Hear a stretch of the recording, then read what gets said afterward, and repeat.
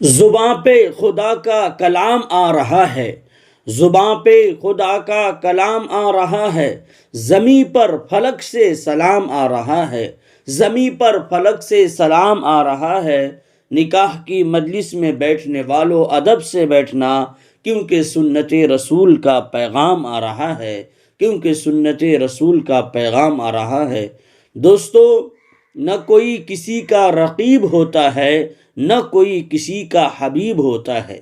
دنیا میں نہ کوئی کسی کا رقیب ہوتا ہے اور نہ کوئی کسی کا حبیب ہوتا ہے۔ قسمت سے ملتے ہیں رشتے ناتے، جہاں جس کا نصیب ہوتا ہے۔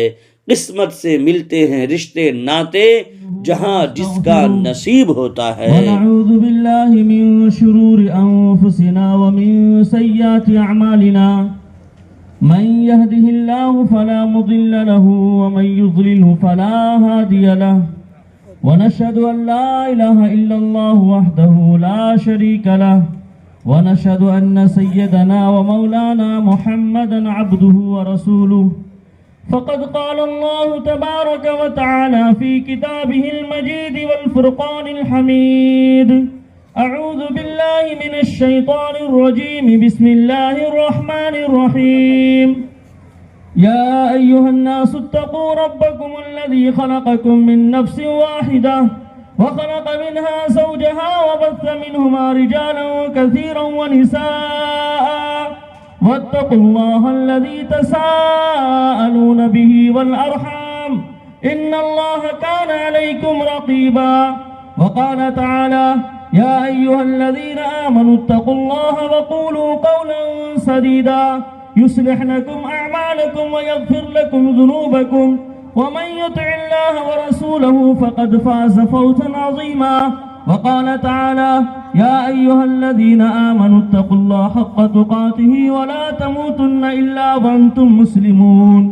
صدق الله العظيم. عن خديجة رضي الله تعالى عنها قالت: قال رسول الله صلى الله عليه وسلم: الدنيا كلها متاع وخير متاع الدنيا المرأة الصالحة. رواه مسلم. وعن عائشة رضي الله تعالى عنها قالت: قال رسول الله صلى الله عليه وسلم: النكاح من سنتي. رواه ابن ماجه. وهكذا في حديث: النکاح من سنتی فمن رغب عن سنتی فلیس منی. جناب محمد زکریا صاحب عرف شداب بابو، غور سے سنیں. جناب محمد عقیل صاحب کی دختر نیک اختر آسیہ عقیل آپ کی زوجیت میں دی جاتی ہے. بعوج مہر 11 گرام سونا بشکل زیور مہر معجل، علاوہ نان و نفقہ و سکنا کے. ان میں پہلے گواہ کی حیثیت سے ہیں جناب محمد علاء الدین صاحب بن محمد شمس الدین صاحب. دوسرے گواہ کی حیثیت سے جناب عبد الواحد صاحب بن محمد اجتبا صاحب. میں بحیثیت وکیل اور قاضی مفتی سفیان ندوی چترویدی، امام و خطیب مسجد باقر گنج مومن ٹولہ لہریہ سرائے دربھنگا، اور تمام شرکائے مجلس کی موجودگی میں آپ نے نکاح قبول کیا؟ جی میں نے قبول کیا. جی میں نے قبول کیا. ماشاءاللہ بارک اللہ. بس 2-4 بات نکاح کے متعلق آپ حضرات کی خدمت میں عرض کرنی ہے. مختصر سے وقت میں مختصر سی بات، شاید کہ اتر جائے آپ کے دل میں میری بات. سب سے پہلی بات، نکاح یہ عربک ورڈ ہے. نون کا مطلب ہوتا ہے نیت کی پاکیزگی، اور بخاری شریف کی پہلی حدیث ہے: انما الاعمال بالنیات. Action depend on intention. جیسی ہماری نیت ہوگی ویسا ہی وہ پھل دے گا. اس لیے ہم سب کو نیت درست کرنا ہے کہ نکاح ہمارے نبی کریم صلی اللہ علیہ وسلم کی سنت ہے، اللہ کا حکم ہے، اور دین اسلام کے اندر نکاح عبادت ہے. دوسرا لفظ ہے کاف. کاف کا مطلب ہوتا ہے کلام اللہ کی پیروی، لاسٹ اسکائی بک. پوری دنیا کی ہدایت اور رہبری کے لیے اللہ تبارک و تعالیٰ نے انتم پستک پوتر قرآن کو اوترت کیا، یعنی قرآن کریم کو نازل کیا، یہ پوری دنیا کے انسانوں کا اس کتاب پر ادھیکار ہے کہ وہ اس کو پڑھیں، اس کو سمجھیں اور اپنے رچیتا کریٹر، اپنے مالک و خالق پالنہار کو سمجھے کہ وہ کون ہے، کیسا ہے، کیسے یہ دھرتی اور آکاش، یہ چاند اور سورج کا نظام کیسے چلا رہا ہے، اور اپنے مالک کو جانے۔ کاف، اور اس کے بعد تیسرا لفظ ہے الف۔ الف کا مطلب ہوتا ہے آرزو کی تکمیل۔ بالغ ہونے کے بعد کھانے پینے کی جو ضرورت ہے، اس کے بعد ہر بالغ مرد کے لیے عورت ضرورت ہے اور ہر بالغ عورت کے لیے مرد ضرورت ہے۔ اس لیے جناب محمد رسول اللہ صلی اللہ علیہ وسلم نے ارشاد فرمایا، یا معاشر الشباب من استطاع منکم الباءۃ فلیتزوج، کہ جس نوجوان کے اندر طاقت ہو، نان نفقہ اور سکنا ادا کر سکتا ہو، اس کو نکاح کر لینا چاہیے، اور جس کے اندر طاقت نہیں ہے وہ روزہ رکھے، کیا کرے، اپواس کرے، روزہ رکھے، سنگھرش کرے، محنت کرے، صلاحیت پیدا کرے، اس کے بعد وہ شادی کرے۔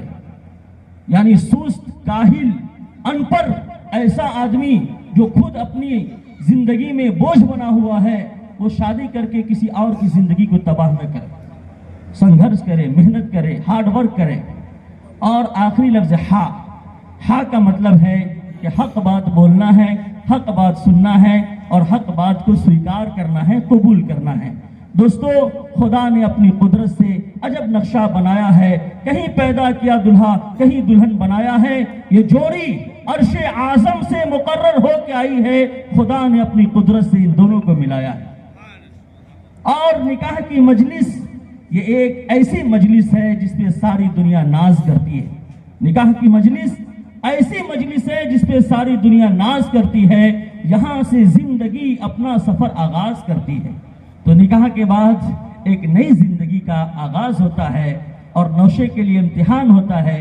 ایک طرف جو بیوی دنیا کے ہر رشتہ دار کو چھوڑ کر کے اب آپ کی خدمت میں آ گئی ہے، ان کے حق کو بھی ادا کرنا ہے، دوسرے نمبر پر آپ اپنے ماں باپ کے بھی حق کو ادا کریں گے۔ یہ ہمارا دین اسلام سکھاتا ہے۔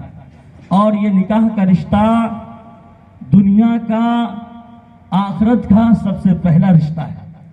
جنت کے اندر نکاح ہوا تھا، ہم سب کے دادا، پوری انسانیت کے دادا حضرت آدم علیہ السلام کا نکاح اللہ نے کہاں کرایا تھا؟ جنت کے اندر کرایا تھا۔ لیفٹ سائڈ، بائیں طرف سے جو پسلی ہوتی ہے، وہاں سے اللہ تعالیٰ نے ان کی زوجہ محترمہ دادی حوا علیہ السلام کو پیدا کیا، ان کی تخلیق کی اور ان کا نکاح جنت کے اندر کرایا۔ تو یہ نکاح کا رشتہ اتنا پاک اور پوتر ہے کہ جنت سے جڑا ہوا ہے۔ اس لیے علماء نے لکھا ہے کہ بیوی دل کے قریب رکھنے والی چیز ہوتی ہے، کیونکہ اللہ تعالیٰ نے دل کے قریب سے اس کو بنایا ہے۔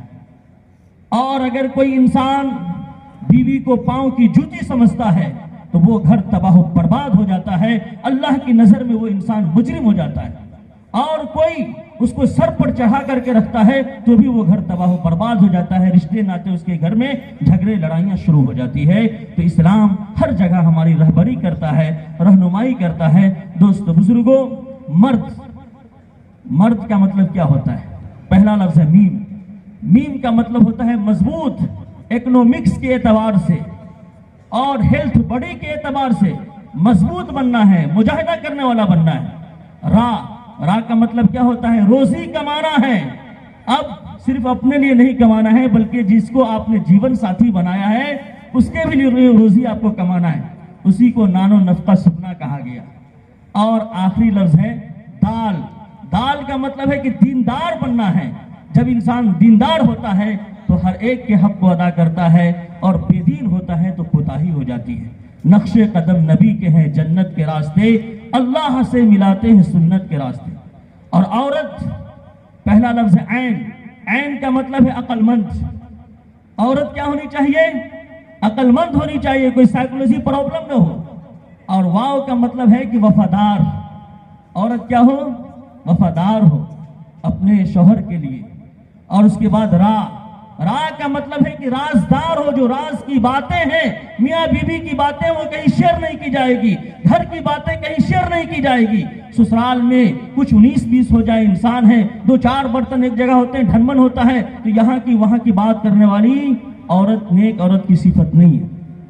عورت اور تا، آخری میں تا کا مطلب ہوتا ہے کہ تابعدار ہو، شوہر کی تابعدار ہو. اللہ تعالیٰ کے رسول صلی اللہ علیہ وسلم نے ارشاد فرمایا کہ اگر حکم ہوتا عورت کے لیے سجدہ کرنے کا تو یہ حکم ہوتا کہ شوہر کے سامنے سجدہ کرے، لیکن سجدہ کرنا حرام ہے. صرف اللہ تعالیٰ کے نزدیک سجدہ کیا جائے گا. ہو جس میں عبادت کا دھوکہ مخلوق کی وہ تعظیم نہ کر، ہو جس میں عبادت کا دھوکہ مخلوق کی وہ تعظیم نہ کر، جو خاص خدا کا حصہ ہے بندوں میں اسے تقسیم نہ کر. بہرحال جو حضرت خدیجہ رضی اللہ تعالیٰ عنہ کی حدیث ہے اس کا ترجمہ کر کے میں بات ختم کرتا ہوں. اما خدیجہ رضی اللہ تعالیٰ عنہ کا ارشاد ہے، اللہ کے رسول صلی اللہ علیہ وسلم نے ارشاد فرمایا کہ پوری دنیا کو اللہ تعالیٰ نے فائدے کے لیے بنایا ہے. دنیا کے اندر کوئی چیز بے فائدہ نہیں ہے، نکمی نہیں کوئی چیز زمانے میں، اور کوئی برا نہیں قدرت کے خزانے میں. تو ہر چھوٹی بڑی چیز انسان کے فائدے کے لیے ہے، اور دوسرے نمبر پر انسان کے امتحان کے لیے ہے، اور تیسرے نمبر پر رب کے پہچان کے لیے ہے کہ اس کے ذریعے ہم اپنے رب کو پہچانیں. امتحان، پہچان اور فائدہ. تو جتنی چیز اللہ نے پیدا کی ہر ایک چیز میں فائدہ ہے، اور ان تمام چیزوں کے اندر جو سب سے اچھی چیز ہے، سب سے اچھی نعمت ہے المرأۃ الصالحہ، وہ نیک صالح عورت ہے، نیک صالح بیوی. یہ بڑا اچھا پیغام ہے. بہرحال ہم لوگ دعا کرتے ہیں اس نکاح کے لیے کہ اللہ تعالیٰ اس کے اندر پیار محبت کو بھر دے اور رشتہ مضبوط ہو، مستحکم ہو پائے. بسم اللہ الرحمن الرحیم. اللہم صلی علی سیدنا محمد وعلی آل سیدنا محمد وبارک وسلم وعلی آلہ وصحبہ وازواجہ وذریاتہ واہل بیتہ اجمعین ومن تبعہم بإحسان الی یوم الدین. اے پاک پروردگار عالم، ابھی جو نکاح والا عمل ہوا یا اللہ اس کو شرف قبولیت عطا فرما. کسی طرح کی کوئی کجی کمی ہو ان سب کو معاف فرما. یا اللہ اپنے رحم و کرم سے اس نکاح میں تو اسی طرح برکت عطا فرما جس طریقے سے تو نے حضرت عائشہ رضی اللہ تعالی عنہ اور جناب محمد رسول اللہ صلی اللہ علیہ وسلم کے درمیان پیار محبت اور خوشی عطا فرمائی تھی. یا اللہ اس نکاح میں تو اسی طرح پیار محبت عطا فرما جس طریقے سے تو نے حضرت فاطمہ رضی اللہ تعالی عنہ اور حضرت علی رضی اللہ تعالیٰ عنہ کے درمیان پیار محبت اور خوشی پیدا فرمائی تھی. یا اللہ اس نکاح کو اب خوشیوں سے بھر دے. یا اللہ نیک صالح اولاد کا ذریعہ بنا. یا اللہ اپنے نبی کریم صلی اللہ علیہ وسلم کی سنتوں پر چلنے والا بنا. یا اللہ اس مجلس میں جتنے افراد غیر شادی شدہ ہیں، یا اللہ امت مسلمہ میں جتنے نوجوان بچے اور بچیاں غیر شادی شدہ ہیں، اس کے لیے بھی نیک رشتہ عطا فرما، نیک جوڑا پیدا فرما. یا اللہ اپنے رحم و کرم سے جو لوگ شادی شدہ ہیں انہیں نیک صالح اولاد عطا فرما، ان سب کی زندگیوں میں پیار محبت اور خوشی پیدا فرما. یا اللہ اپنے رحم و کرم سے جتنے تیرے بندے تیرے سامنے ہاتھ پھیلائے ہوئے ان تمام لوگوں کی تمام ضرورتوں کو پوری فرما. ہم سب کی نیک دعاؤں کو قبول فرما. ربنا تقبل منا انك انت السميع العليم وتب علينا انك انت التواب الرحيم. سبحان ربك رب العزة عما يصفون وسلام على المرسلين والحمد لله رب العالمين. Please like, subscribe and share. Thanks, Jazakallah.